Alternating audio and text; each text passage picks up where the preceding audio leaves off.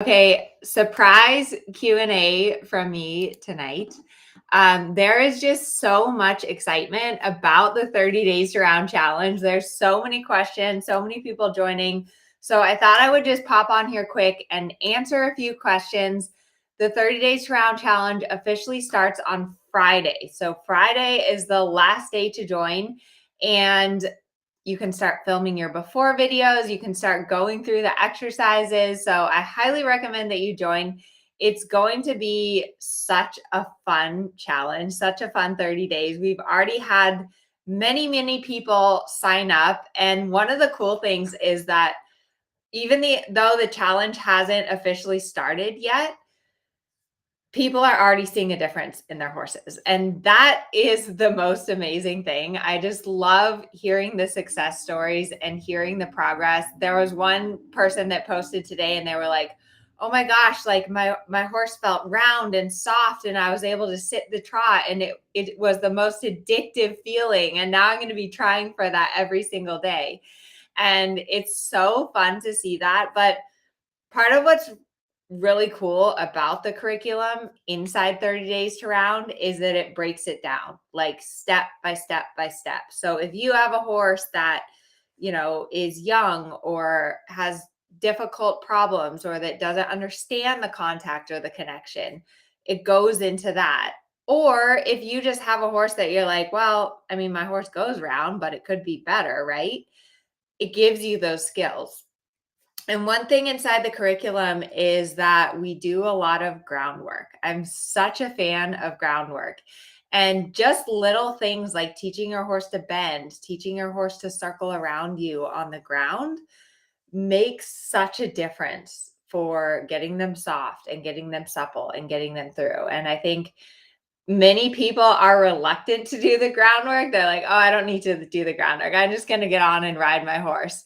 But I know that do the groundwork exercises because it will help you. It will give you new skills. It will help you like with different feel and different timing.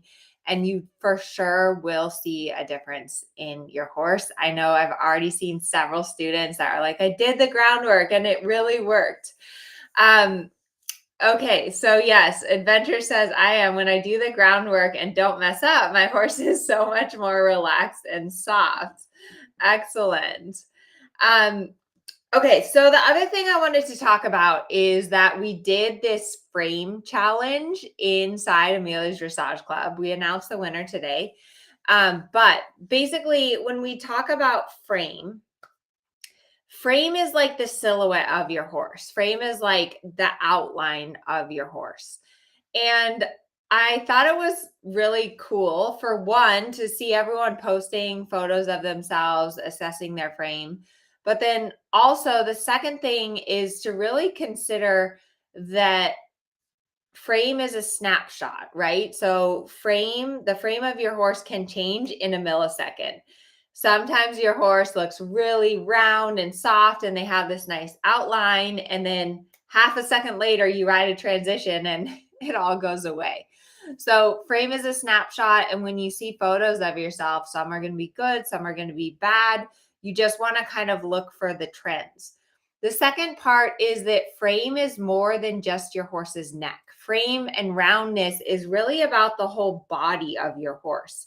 And it starts from the hind end. So when you have true roundness and true connection, it's about getting the horse to engage the hind end, lift up through their back, and then that is what creates the arch in the neck is the hind legs under, the back lifting, the withers lifting, and then the arch in the neck. So frame and roundness, it's not just about the neck position. The most important part of roundness is about getting the hind end under and getting the back to lift.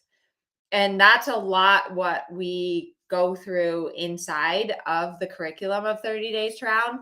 Also, for those of you who have already signed up, I'm doing a webinar this Sunday. Part of 30 Days to Round this year is I'm doing a contact and connection webinar where I'm really going to go into details about all these definitions. What is frame? What is roundness? What is contact? What is connection?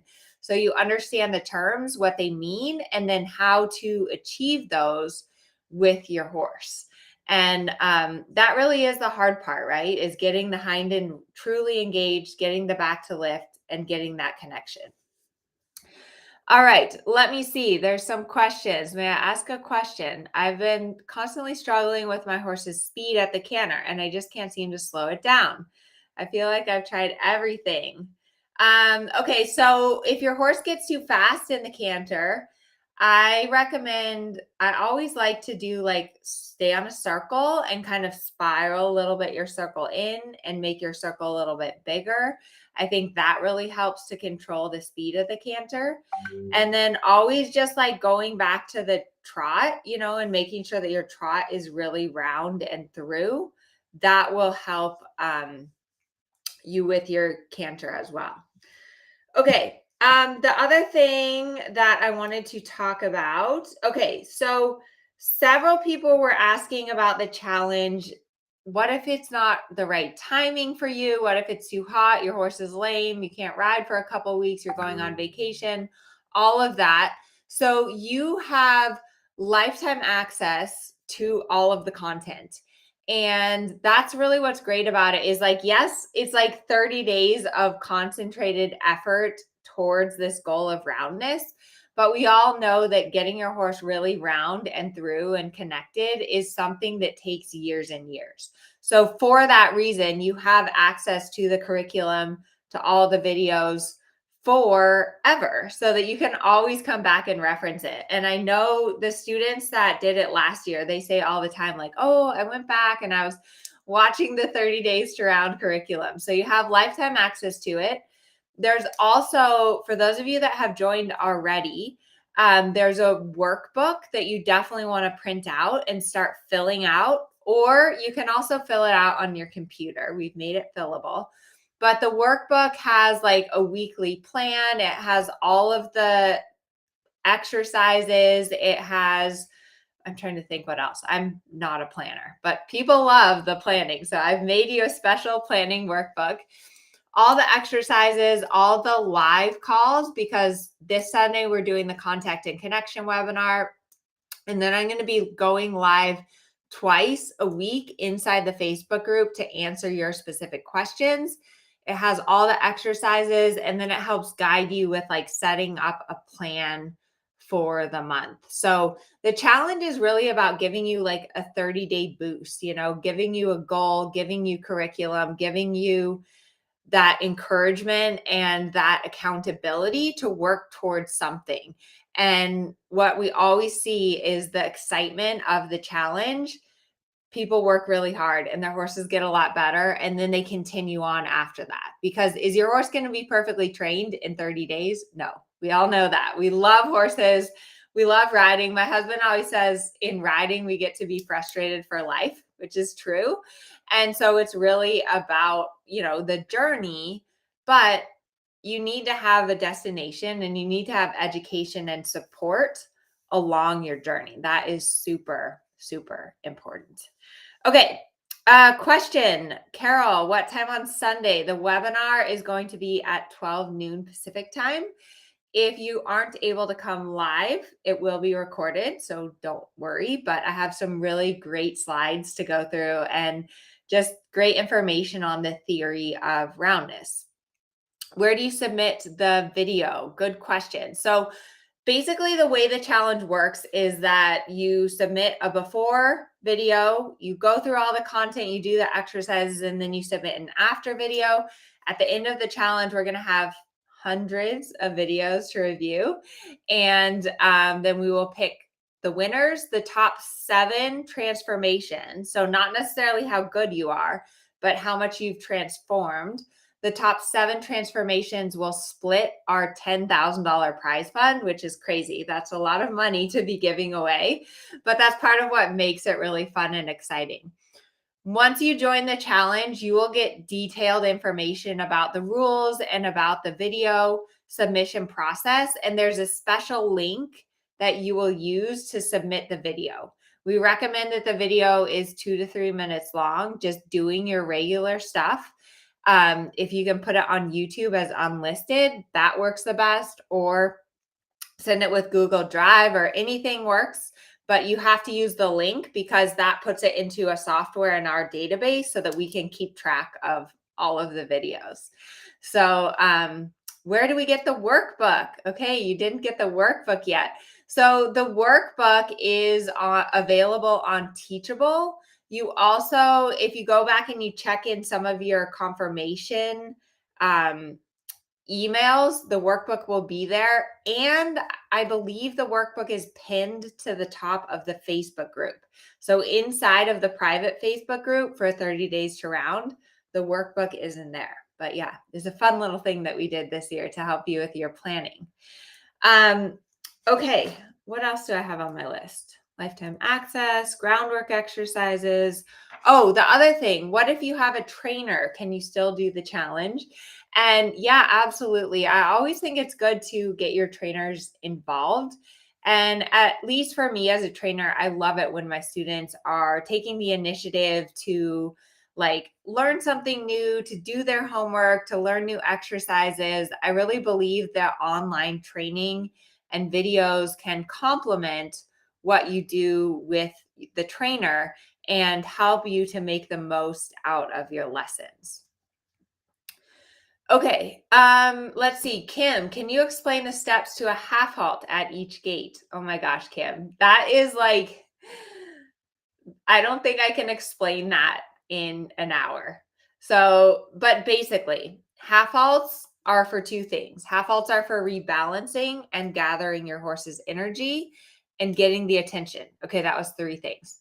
Rebalancing the energy, getting your horse's attention. Basically, a half halt is leg, seat, hand. Those are the aids for a half halt. How much of each depends on your horse, depends on your horse's temperament. And at each gate, it's important that you half halt in the rhythm of the gate so that you're not just like pulling, but that you're half halting in the rhythm of the gate. Yes, that I have like a few workshops on half halts, but that is definitely like the golden question. And yes, if your horse is round, it helps to ride more effective half halts. I mean, I feel like we've been talking so much about roundness, but a big part of why we want our horses to be round is because it makes them so much more rideable. When your horse is round, you can bend, you can turn, you can stop, you can go, you have control. And when your horse isn't round, it's just not a good feeling. So, awesome. Good. Kim just joined. Yes, the link to join 30 Days to Round should be above or below this video. And it starts on Friday. So definitely get in now so you have a little time to get situated before the videos. Okay, I'm going to answer a few questions from the challenge just to give you an idea, because we do live Q&A sessions throughout the challenge to answer any of your questions. So first question is from Julie. When I'm schooling my horse, if I wiggle my fingers a little, she puts her head down and gives the impression of being round, a false impression I'm learning. As I work through the ridden exercises, should I just leave her to work out the connection or continue with the wiggle? Really good question. So like you're going along, right? And the first thing, oh, you feel your horse soften and drop their neck. But you go to ride a transition or you go to push your horse from inside leg to outside rein and they might lose that nice frame. So what's really good is like you're going along and your horse is above the bit, right? So you're going along, your horse is braced, they're above the bit. What do? You push them forward from inside leg to outside rein, get a steady contact in your outside rein, maybe take your hands a little wide, supple on the inside rein. When your horse drops their neck, you want to be quiet with your hands and a little bit soften. So like you don't want to throw your horse away because then they're going to put their head up. But you do want it to be like if their head is up, there's a bit more pressure. When they soften, the pressure gets softer. And then as you're working on connection and roundness and you're doing your circles and your serpentines and your transitions, what you want to do is you want to anticipate the moments where they are going to brace, where they're going to put their head up, and be ahead of it. Ask them to bend a little, do your little scrambled eggs on the inside rein. And the cool thing is, once your horse understands, like once you have some tools and your horse understands how to give to the pressure of the bit, it's really just about being proactive and helping your horse to stay there. And it's super important that we find a way to achieve roundness without pulling and without tons of pressure in our hands. Because if you're kicking and pulling and, getting in a tug of war with your horse, then you've missed some steps. And horses are very sensitive. So that's one thing that I'm always striving for, is how soft can I be? How light can I be? And have the softness and have the roundness. Okay. Let me know if you're watching here live. Yes or no, have you joined 30 Days to Round yet? Or are you still on the fence? If you're on the fence, let me know if you have questions and I'll try and answer them. Okay, Charlotte. She has a good question. So, tips or tricks for not fussing with your inside rein during leg yields. I have a tendency to want to pull back or over flex the inside, and then I lose the shoulder and end up just trotting a diagonal.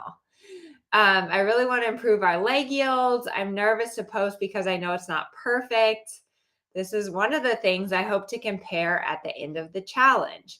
Okay, so yeah, in a leg yield, it's basically the aids for a leg yield are inside leg and outside rein. So for a leg yield, you want your horse to be slightly flexed to the inside, but you don't want them to be overbent, because if they overbend the neck, then they're falling out through the shoulder. So when I'm riding my leg yield, I really think about having a nice steady contact on the outside rein, keeping my outside rein on the outside of the horse's neck.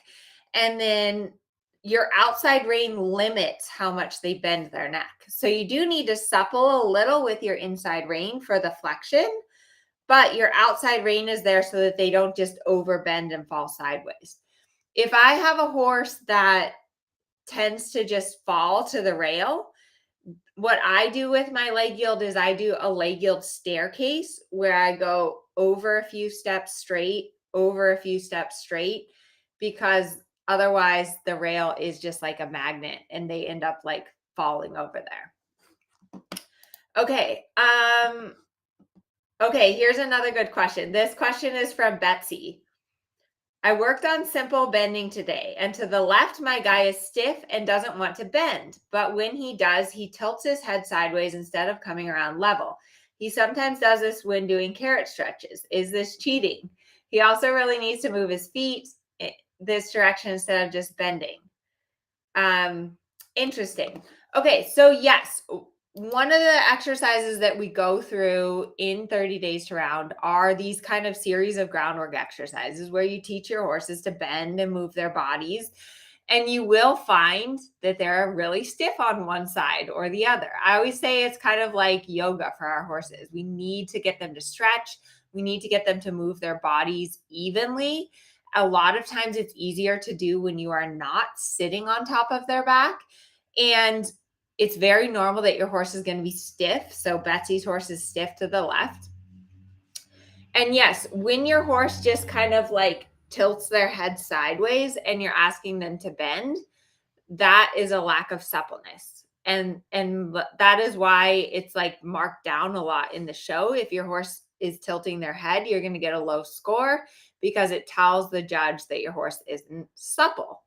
So the way that I think of, getting your horse more supple, getting your horse rounder, is that part of it is flexibility, and flexibility is a process. So I have very tight hamstrings. I'm not good about stretching them, but if I did want to work on stretching my hamstrings, I would need to do it consistently every single day. And every single day I would see that I could stretch a bit lower. So the horses are the same way, right? We want them to become more supple. We want them to become more round. We have to work on that every single day. And little by little, it's going to improve. So for Betsy, I would say keep working on the bending. Keep working on the left side. Bend one way, bend the other way, change it up. And little by little, the head tilt will get less as he becomes more supple, because basically instead of bending in the neck, he's just twisting his head so that he doesn't actually have to stretch his neck. Okay, let's see. Oh, good. Lynette has joined. Sandra has joined. Yes, Cheryl. Awesome. Allison, Carol, Kim has joined. Fantastic. Daniela's thinking about joining. We'd love to have you, Daniela. Kareen has a Frisian cross who had driven in a pair. Awesome. Yes. Okay. So for your Frisian, Kareen, that will definitely be a challenge, because a lot of times when they drive, they don't really understand how to bend or how to turn or how to get soft. But the groundwork exercises for sure will help you. Let's see. Awesome. Diane just joined. Fantastic. Yay. Yeah, we only do this challenge once a year, and it's always so much fun. Like, my entire team really looks forward to doing the challenge every single year, because everyone's so excited and everyone sees improvement with their horses. When we did it last year and we watched the before and after videos, it was pretty cool. It was pretty cool to see the difference in the horses, and the community is amazing. I'm so grateful to everyone in the challenge, in the community, just cheering each other on, helping each other out, giving support. And that's really, what it should be all about, is helping each other, encouraging each other, because riding is very hard. Okay, one more question, and then Levi and I are going for a run. Okay. Let's see. Monique says, my gelding loves to be above the bit. We've started the ground exercises and doing the bending, inside rein to inside hind leg exercises. They are helping. Awesome. Good for you for doing your groundwork. When he gets above the bit, I put him on a circle or flex him and move off the hind leg. He lowers his head and gets round. He can only hold it for maybe 3 to 5 strides at the trot on the rail, and then he goes back to being above the bit. Do I just keep circling, or is there something else I should be doing? I do want to say those 3 to 5 strides feel amazing. Okay, I need to type out an answer for her. I have not answered that yet. Okay, Monique. So first off, it's always, like I said, important to remember, like, if you're getting 3 or 4 strides, like, that's fantastic. That is a great starting place. And you always, like, you're going along, your horses brace, brace, brace. They give you that softness. Tell them good boy. Like, maybe even if you can get him round for a circle, walk, praise him, like, really tell him he's good, and then start up again. I think it's always important that we reward our horses, because they don't know what we want unless we actually reward them. So when you get that feeling, maybe go to the walk and just really pet him and reward him, and then pick up the trot and start again. And it's very normal that you first are able to get roundness on a circle, because on a circle, your horse is bending on the circle line. And so that helps you to get round. And then it's a bit more difficult to go straight and keep the roundness. So you need to think about, like, when you go straight, that you keep a little bend in your horse, that you keep a little bit shoulder forward, and that will help you to stay a bit rounder. So it's a process. It sounds like you're on the right track. Reward your horse, and little by little, it will get better. All right. I'll have to tag you, Monique, and tell you to watch this. So I think that's it for tonight, but we would love to have you. If you haven't yet joined 30 Days to Round, it starts on Friday, and the Contact and Connection webinar is Sunday. It's going to be super fun, and I'm really looking forward to seeing all of your progress these next 30 days. All right. Have a great evening, everyone. Bye.